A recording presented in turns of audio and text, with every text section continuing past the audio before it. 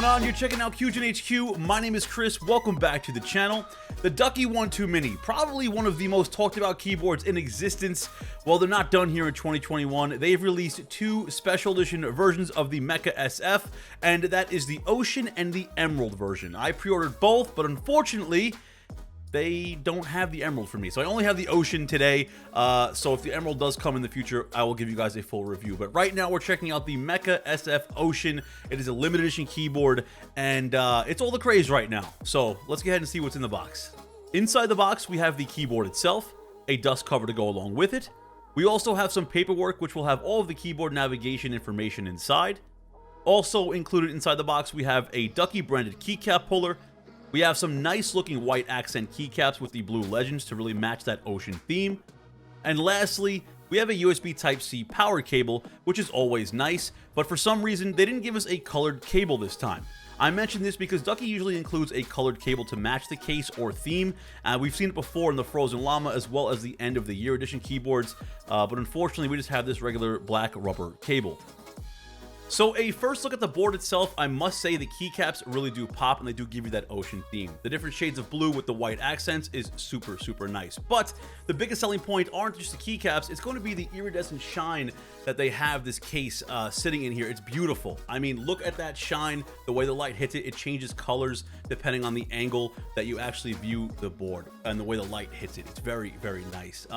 The actual edges here have a slight roundness to them, so it really does help with that shine as well. And on the front here, you also have a nice little Ducky logo that's imprinted onto the front of the board. It's a full metal case, and it's very premium feeling. It comes a little under 2 pounds in weight, and even the feet feel really premium. Like, they sound good. So it's not going to be bouncing around your desk. We also have a dip switch on the back for some remapping of keys, which is always nice to see. And I did mention earlier that this is a limited edition keyboard, and each one of these keyboards are actually numbered. I have number 178 out of 2021. I pre-ordered this super early in the game, and I'm very upset the Emerald one hasn't come here yet. But yeah, I mean, nice looking keyboard. It kind of reminds me of like an oil slick, which you don't want to see in the ocean, but the color is beautiful. I really do like that shine. So let's go ahead and throw on some of those accent keycaps here and go over some more of this board. So here is the board with some of the included accent keycaps. Now these keycaps are all double shot PBT, so the durability is here, and these will last over time without much fade. They also feel really good to the touch. The legends are not a shine through like we've seen in other Duckies, but the RGB bleed is super vibrant on this board, and the white underplate really helps with that LED shine. Now, when it comes to switches, for some reason this isn't a hot swappable board, which bums me out because this is only available in Cherry MX switches. Now, nothing against Cherry switches, but we have so many other amazing switches out now, it would be cool to be able to quickly swap these out for others. I personally opted for the Cherry MX Reds. Now, this board is equipped with Cherry's new updated switches. They say they're good for 100 million actuations. They are smooth with light resistance, no bump, and relatively quiet. They are really perfect for gaming. And that's what I'm going to be primarily using this board for. Here is some quick info on other Cherry MX switches that this keyboard's available in, if you guys out there need any help finding the perfect switch for your needs. So that being said, let's see how these Cherry MX Reds sound on this Ocean Mecha SF.